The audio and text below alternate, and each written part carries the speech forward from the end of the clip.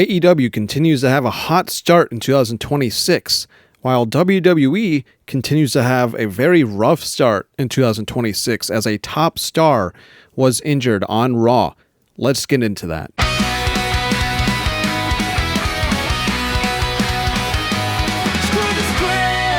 Welcome back, everybody, to Screw the Script. I'm your host, as always, here, Maverick. Thanks for joining me.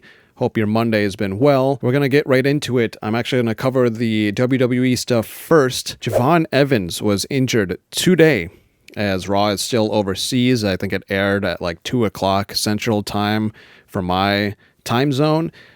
He was injured off camera, I believe, during a commercial break during a spot. So I can't really find any video of the injury. But what I am hearing is that it was a shoulder or possibly a pectoral injury. Now, if it's a shoulder, hopefully he just had a dislocated shoulder and he'll be back in about a month. Although that is going to put his Royal Rumble status into question. Hopefully it's just that, though. If it is indeed a pectoral injury, there are a few grades of pec injuries that you can get, of tears, potentially, if he tore his pec.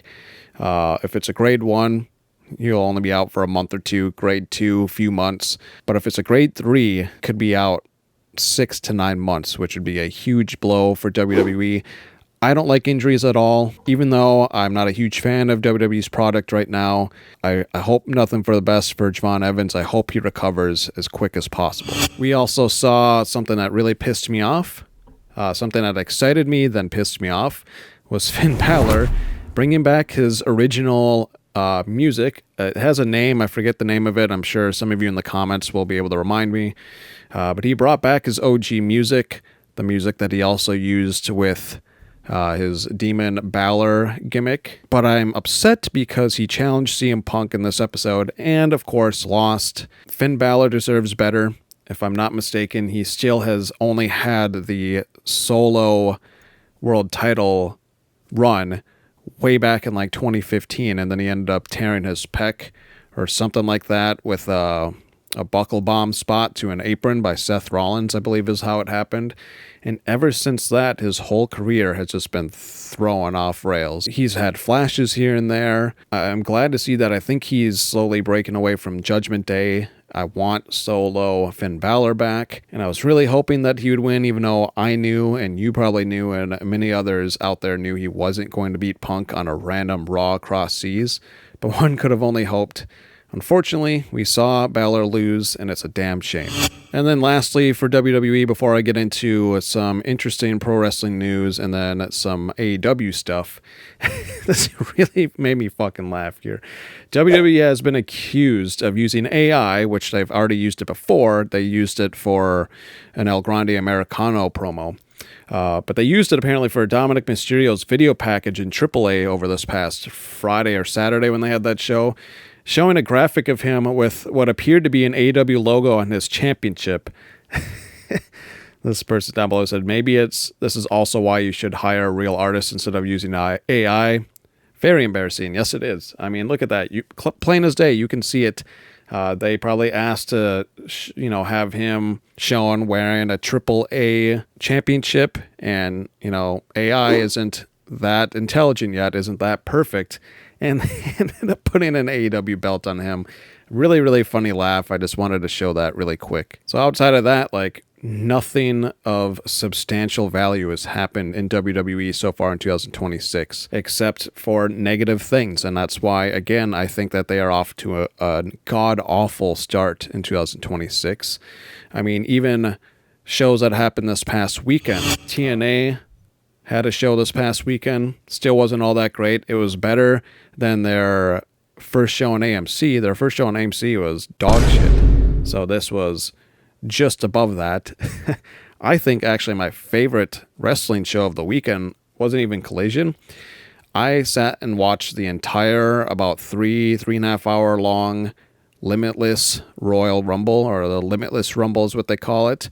You had everything there. You actually, for the first time ever, right up here, actually, it shows it. Both a WWE and AEW Championship were defended on the same show for the first time at the 2026 Limitless Rumble.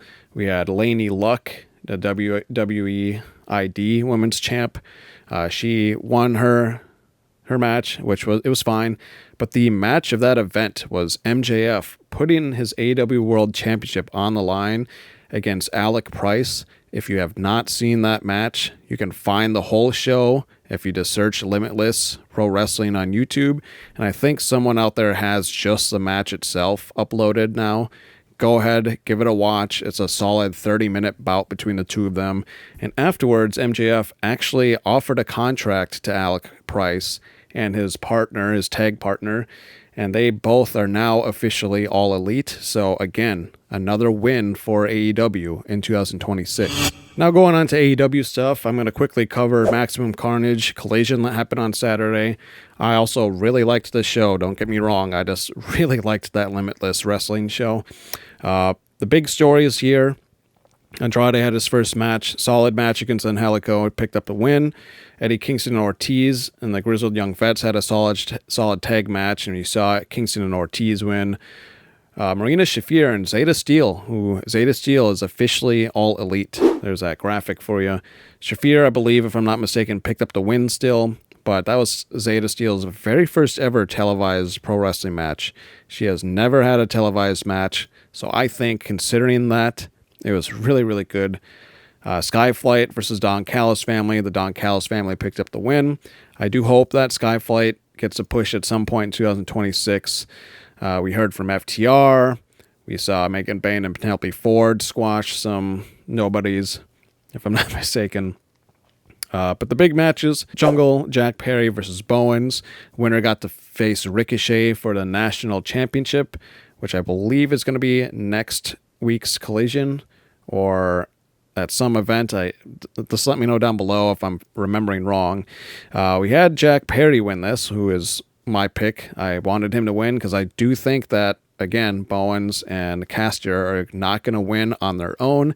We are slowly going to continue to see them rebrand back together as the Acclaimed, and that is going to be quite the moment when that happens. And then the main event, stuff that we already knew was going to happen, but was still a great match. We know that Will Hobbs, prior to this show going live because it was recorded, this was his last televised match for AEW, as he is now rumored to be going to SmackDown in WWE. We saw Hangman Adam Page win yet another title with Jet Speed, and they are now your new Trios champs. I don't particularly see them holding it on very long, again, probably because they had to figure out a way to have the Ops drop these Trios belts since Will Hobbs decided to not renew his contract with AEW. I say they probably only hold on to this until like Revolution in March, and then they're going to drop it to some other tag team. You let me know down below your thoughts on Maximum Carnage Collision. We also got announced some events coming up. Thursday, January 29th, Global Wars with ROH. And then the one that I'm more excited for, Global Wars Canada with MLP. I love MLP Wrestling, Maple Leaf Pro. It's going to be Friday, March 26th. I cannot wait to see this. I truly think that Tony Khan in 2026 has been stacking up the AEW roster. I mean, what's that? 7 signings in the last week? It might be even more if I'm mistaken by that number. I think he's really going to try and put ROH on the map again. Not only just have ownership of it, but also make it a legit developmental brand for AEW, kind of like how NXT is for WWE. And they're going to do all kinds of partnerships like this with other promotions, and I cannot wait to see where this goes. I feel like a good amount of the people that he signed, Zeta Steel, for example, is probably going to be in ROH for a little while until she gets a little less green and has a lot more under her belt. And this would be the perfect events for her to wrestle at. And then, the cherry on top to a great week yet again for AEW, we have this stacked card announced for this upcoming Dynamite on Wednesday. Swerve Strickland and Kevin Knight on Collision. Kevin Knight had a promo backstage with Swerve saying that he respects Swerve and everything that he's done, but he was a little, it bothered him that Swerve called him the future. Kevin Knight said he is the present, essentially. Called out Swerve and said he'd like to challenge him to a match, and Swerve said that he would only give it to him if he went out and won the championships, and they did at the end of the night. And so you saw Swerve acknowledge that, And now we are getting that match on Dynamite. I picked Kevin Knight as my breakout star of the year in my first ever Maverick Awards, and this is proof. He broke out in 2025, and now, very early on in 2026, you are seeing Kevin Knight face a former world champ in Swerve Strickland. That is going to be one hell of a fucking match. You got Kenny Omega coming back against Josh Alexander. That is going to be a banger. You've got Samoa Joe versus Mike Bailey in a singles match. That should be really good. You've got the Death Riders versus the Don Callis family, which I think is going to start a very long feud. I'm interested to see where this goes because as it stands right now, the Death Riders are still a heel faction besides Jon Moxley, who's very much a tweener right now. Are we going to see the Death Riders become face? I'm not entirely sure. We also saw Takeshita return on Collision. I forgot to mention that. And him and Kyle Fletcher showed love to each other, but that was about it. So I think we're seeing some divide developing in the Don Callis family, and that's also like another layer of storyline that's happening with this bigger storyline with the Death Riders and the Don Callis family. You let me know your thoughts on all of that down below. I love to see that. And then you got Penelope Ford and Megan Bayne. It's going to take on the Timeless Love Bombs. Again, I'm glad that AEW is continuing to push their women's tag teams. I was really worried that after they had crowned the inaugural women's champs that they would just kind of fall off with the women's tag matches, but they're continuing it. They're making us want to watch more women's tag team matches that aren't just the champs. A couple more things left. First, it looks like the current storyline for MJF is that he'll be defending his title on independent shows, which he claimed puts him in the caliber of touring world champs like Ric Flair, Harley Race, and Buddy Rogers. I mean, that's a great list to be a part of. And if we get more bangers like we saw at Limitless Pro Wrestling against Alec Price, I cannot wait to see what more comes of this run on the indies by MJF. We also have some Trey Miguel stuff. 1/4 of the Rascals back on Dynamite, I believe it was, or was it Collision? One of the two this last week. We saw only 3 of the 4 Rascals show up on that show, and a lot of people immediately made guesses as to why Trey Miguel wasn't there. Then you had the clown from New York, or honestly, I like to now call him L Take from New York, as he said this up here. Trey Miguel's AEW release reportedly came from up above, but had nothing to do with any talent of Tony Khan. No one's really saying much. Well, some people are saying certain things, but my understanding is whatever it is, it came from up above. That was the official report. His response was, spoiler, came from up above is Tony Khan. No, in the hell it isn't, dude. WBD is ahead of Tony Khan. And not only that, but there's more info that came out about this literally later on today. Trey Miguel made a post saying, I've made a lot of mistakes in my time. I've always apologized and did my best to put a better foot forward after. I don't preach hate and don't take any pride in being hateful. I'm a man of faith. I believe in forgiveness and only ever preach that. I'm a different man today. So my guess, my more educated guess, unlike that clown from New York, is that Trey Miguel was probably left off of the roster after Tony Khan hired all 4. WBD probably came down to Tony Khan's office or called him or something and said, hey, this guy has had, if I'm not mistaken, some sexist or racist comments in the past, and they don't want to be tied to that. WWE has done it plenty of times. AEW did it with Jay Briscoe, and that's why he wasn't on TV much before his, unfortunate accident that cost him his life. And so, this is not all that shocking to me. I do hope that maybe this just comes with like a delayed contract or maybe a suspension. I just hope that Trey Miguel figures his stuff out.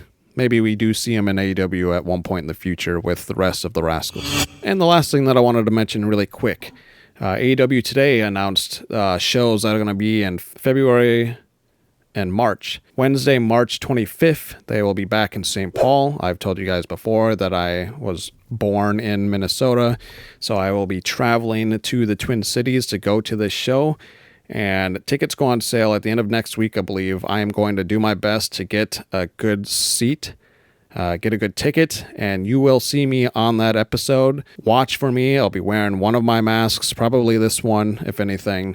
I'm going to get a custom shirt that will say Screw the Script on it, and then I will have a sign that I'm going to bring that'll say subscribe to Screw the Script. If you see me, shout me out on socials. Just spread the word. I'm hoping that it helps me gain more subscribers for my channel. That's all I had in this episode of Screw the Script. Let me know down below your thoughts on everything that I covered. The stuff with Trey Miguel, the stuff with Limitless Pro Wrestling, the stuff that's happened recently on Dynamite and Collision. What are your thoughts on the Je'Von Evans injury? Is it going to derail WWE? I think that it certainly changes a lot of plans for WWE, as he is one of the 3 that was just called up from NXT. As always, this has been Maverick with Screw the Script. Thanks for watching.